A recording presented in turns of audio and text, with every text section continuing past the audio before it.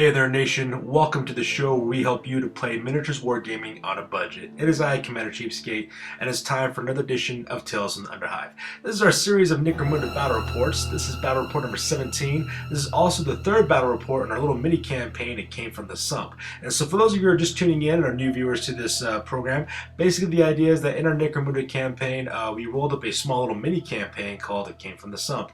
And these rules came from a 1996 article within White Dwarf magazine.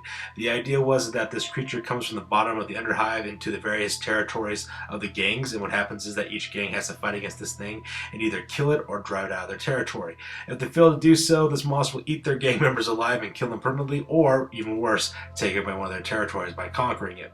In this case, so far, the Demogorgon has gone through two other previous territories before this battle report. They have gone through the Sleeping Dogs, which is a House Goliath gang's territory. Unfortunately, the Sleeping Dogs were unable to kill it, so they drove it out of their territory. Next, it went to 9/11, which is a House Van Sar gang. House Van Sar lost a couple of their Jews to this thing, and because of that, they lost a few members of their gang. They did fail to kill it as well, but they managed to drive it off, and now this thing is attacking my buddy, Brother Grimm, the Pelago-Slam Kings of the House Goliath. So they'll have to take up their chances against the Demogorgon and see exactly how they stack up in It Came From The Sump. So with that being said, let's go and talk about the roster real quick, and we'll talk about the scenario rules as well as the combat zone. Alright, ladies and gentlemen, that takes us directly to the roster for this one. As you can see, this is the roster for the Pelago-Slam Kings. It is a House Goliath gang. Their gang rank is at 1,549 points. Of the three scenarios they fought, they have 0 wins and 2 losses, and this will be their third scenario. And hopefully they can kind of turn around from this one because they've been having a rough time of it as of late, especially during the last fight where they had to basically go up against the Precinct 13 in a heist scenario. Some of their game members got really chewed up in that scenario, and they came out with very little in terms of reward. So let's go and talk about the names of each of the characters real fast and exactly what they're packing. First of all, we have the leader. His name is Blitzkrieg Bob. He's armed with a grenade launcher with a massive sword. He's got an auto pistol as well as mesh armor. Next, we have Stuka. He's armed with a heavy stubber as well as auto pistol. He's got the marksman skill. For his gangers, we have the Headhunter, who's armed with a last gun, massive axe, and frag grenades. He's got an old battle wound. He rolled it to participate in this one. Next comes Gage, he's armed with the auto gun and frag grenades. He's got the Juggernaut special rule. Rager, who's armed with a shotgun with scatter and solid shots, as well as frag grenades. He's got the bulging bicep skill, and he's also got shell shock. Next, we have Craze. He's armed with a bolt gun with stub gun and frag grenades and bulging biceps. Porter, who's armed with the auto gun, last pistol, and frag grenades. He's got the berserker charge skill as well as horrible scars. And finally, we have the 3 Jubes, which are Whack-A-Mole, who's armed with a massive maul and auto pistol. He's got the nerves of steel skill, as well as average schmo. This poor guy has got a stub gun. He's partially deafened. He's got a chest wound, an arm wound, and he's also got an infected wound on this one. I forgot to take it off, but eventually he managed to go through enough games where he can actually fight in this campaign. We forgot to take off that little 2 part, so just go ahead and ignore that part. And then finally we have Flesh Stick, who's his last Juve. He's armed with a massive maul, stub gun, and dum-dum bullets. He's got horrible scars, as well as the body slam skill.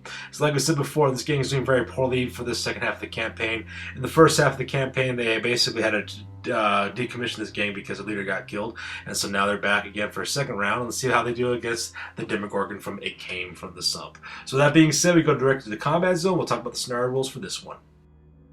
Alright, ladies and gentlemen, this is the combat zone where the scenario is taking place, and as you can see, this battlefield is exactly the same battlefield from the other previous versions of the scenario It Came From The Sump. But the reason why we're doing that is so that way, basically the gangs have the same kind of layout for their battles, and that way they get an idea of how they get this thing driven into the pond, that chemical pond. So as you can see, we're fighting in a combat zone, we're fighting in a 4x6 table. We have a lot of gantryways and buildings surrounding those craters. Those craters in the middle of the battlefield represent a chemical pit, and basically when it comes to the scenario rules, It Came From The Sump, that creature, which is the Demogorgon, can only be defeated in 2 ways in this scenario. Either option number 1, you drive off the creature by shooting it off the table, and that thing is driven off the territory, and because of that the creature runs away.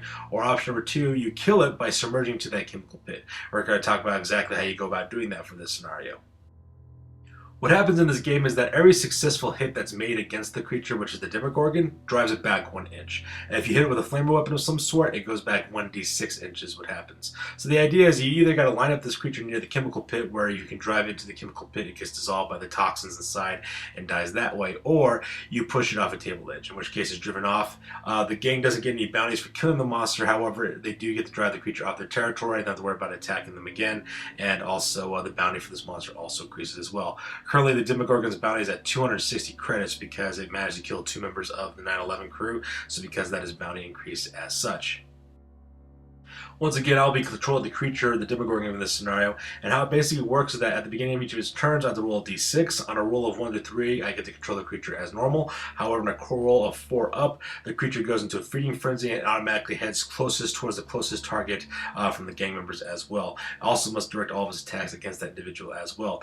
With the attacks on this scenario, the creature has 6 attacks to start off with. All the creature's stats are 6, and basically if the tentacles hit you, it drags you closer towards the monster. If you get in basic bang contact with a monster, you must fight it in close combat. If you can't defeat it, it eats you alive. And once you are eaten alive by the thing from the sump, you're basically dead permanently for the campaign. So, this is kind of like a risky kind of winner-takes-all type of methodology when it comes to this scenario.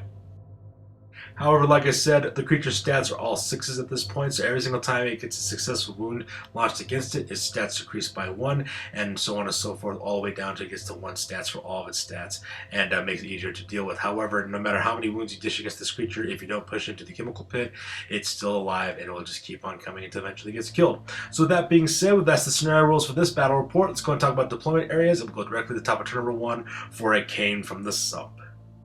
Alright, ladies and gentlemen, the Demogorgon deployed on the left-hand side of the board. That's what we'll be starting off this battle report. As you can see here, this is the deployment for the Pelago-Slam Kings.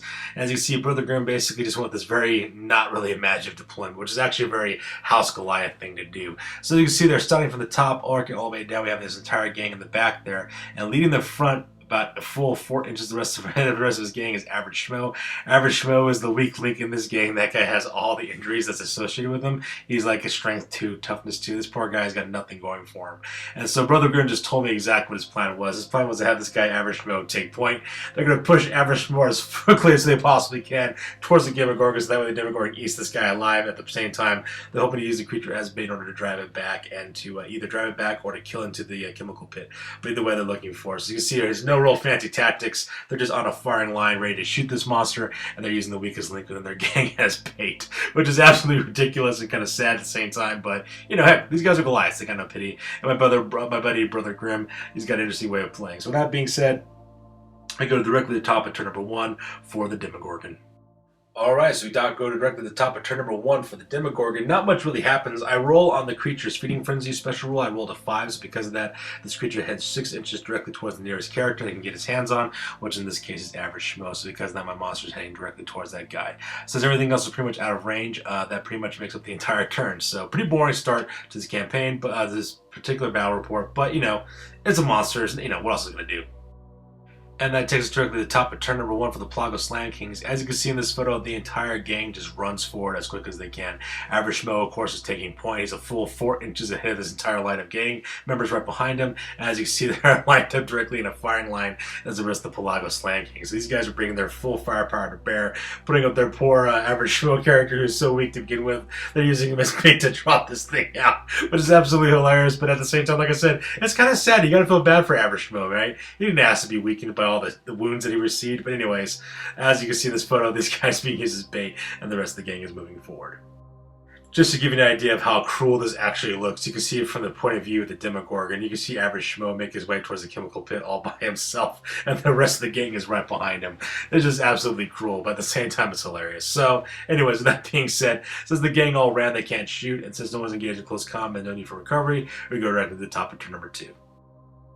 Alright, so we go to top of turn number 2 for the Demogorgon. Once again, I roll on the Feeding Frenzy on this creature. I roll a 4, so because that moves 6 inches directly towards Average Schmo, and things are so far going to, according to plan anyways, not for me, but according to Brother Grimm's plan, he's having that guy Average Schmo go by himself, so that way this monster will head towards him, that way they can shoot this thing off the board, or if they get really lucky, sweep left and shoot this thing into the chemical pit. So yeah, that's pretty much what's happening on turn number 2 for this one. Here's the same shot from a different angle. As you can see, the Demogorgon is too far away still to engage Average Schmo with his tentacles, so because of that, I can't really do any shooting phase. Since something's in close combat or within the recovery phase, nothing really much happens. But as you can see here, you can see Average Schmo all by himself heading towards this thing for certain death, and it's just like the cruelest thing I've ever seen in my life. But anyways, that makes up turn number 2 for the Demogorgon.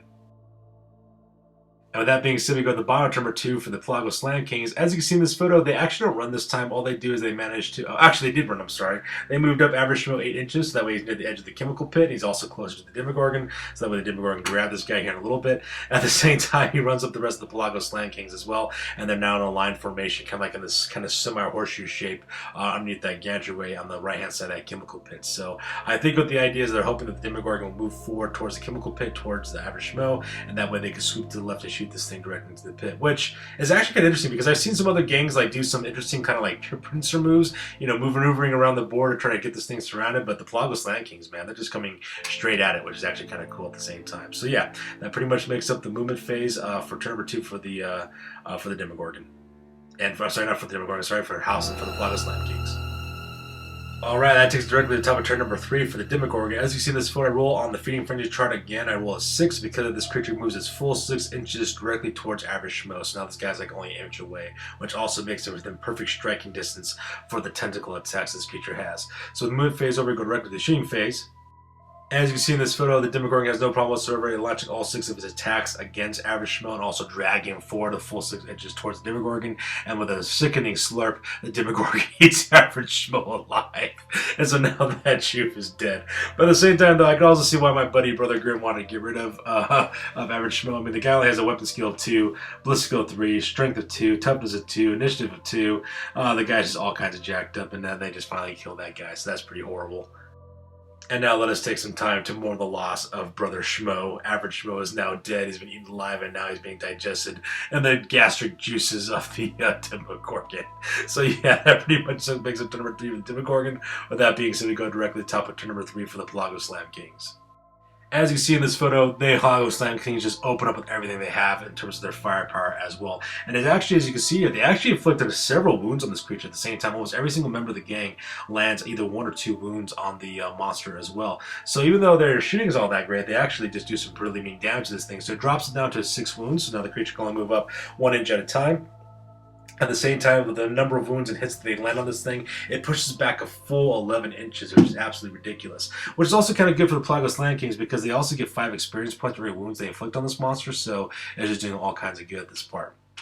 So you can see in this photo, the monster's been pushed all the way back. Unfortunately, though, it did not get pushed back towards the chemical pit. It's being pushed towards the table edge. But at the same time, though, you can kind of imagine these guys just kind of cutting loose on this thing and trying to kill it as quickly as possible, which is actually kind of cool in its own way. As you see in turn number 4, the Demogorgon is not doing all that good in this case. I forgot to change the red die, but what happened was the creature actually healed with 3 wounds. So now all of its stats are back to 3. It can also move up forward 3 inches. As you can see here, the Demogorgon rolls up on his chart. I rolled a 1 in this case, so the Demogorgon has to worry about his Feeding Frenzy rules. So because of that, moved up its full 3 inches. And that also puts me within the 12-inch range for me to open fire onto the Pelago-Slam Kings with its tentacle attacks. And as you see in this photo, I attacked 3 members of the gang. I attacked the Headhunter as well as Stuka as well, I believe as Craze. That's the guy's armed with a shotgun as well. I attack all 3 of those guys, get them entwined in the tentacles. Those guys are now all pinned, and they also get dragged forward 1 inch towards the Demogorgon as well. Which is actually kind of crazy because now I just took down a third of this gang, and now Brother Grimm is kind of panicking as well. And since during the recovery phase, I don't heal any additional wounds beyond that part, but just on the original 3, so that's why I turn the dice in this picture as well. We go directly to the top of turn number 4 for the Pelago-Slam Kings. And in turn number 4, because the rest of the Pelago-Slam Kings, they kind of move up 4 inches forward, so that way they can start getting some of this pin test away for some of their gang members. So because of that, both Craze as well as the Headhunter, they manage to get unpinned and they get to stand up. And basically during the shooting phase, the entire gang with the massive war cry cuts loose onto the gang, cuts loose on the Demogorgon, and manages to push it back another 12 inches, all the firepower they land. This gang did a really good job inflicting wounds. Blitzkrieg Bob, especially since he has crack grenades for his grenade launcher, managed to put 3 wounds of Demogorgon. So your Headhunter managed to put another wound on there. Porter put another wound. Same thing with Whack-A-Mole and Flesh Stick, as well as several other characters throughout the entire phase as well. It was enough wounds to put enough wounds on this thing to push over the edge of the table. So now, even though they didn't get to kill the Demogorgon, they did drive it off, and now this gang gets to live to see another day. As you can see for this gang, pretty much all of them managed to save their friends out of the pin test, except for Stuka. He managed to still be stuck on the ground, but because of all the combined fire that they had, they drove off the Demogorgon. Now they get to celebrate because now the monster is out of their territory. And with that, ladies and gentlemen, that brings us to the end of the game. As you can see, the Demogorgon has been driven out of the territory for the Pelago-Slam Kings. However, because it managed to survive another battle as well as eat another Jew from the Goliaths, the bounty increases now to 300 credits. So whatever gang manages to kill this creature next will earn 300 credits for themselves for their income for the next battle report. So yeah, that pretty much is going to do it for this one. We're going to directly to the outpost game because this one is now over. Alright, ladies and gentlemen, now it's time for the post game for Tales of the Underhive number 17. This was a It Came From The Sump scenario for the Pelago-Slam Kings. So let's go top of the list real fast. First of all, Blitzkrieg Bob, with the amount of wounds he inflicted, managed to put into experience of 108 experience points. He got 2 skills in this one. He's got the fast shot skill and also got +1 to his initiative as well. Stuka earned up to 104 experience points. He got +1 to his Blizzard skill. The Headhunter got up to 48 experience points and got a +1 to his initiative as well. Gage got up 41 experience points, got a +1 to his Blizzard skill. Rager is up to 44 experience points. Got the Iron Jaw skill. Craze got up to 53 points and actually earned +1 to his weapon skill and +1 to his initiative. Porter's got a 47 experience points now. He got +1 to his Blizzard skill.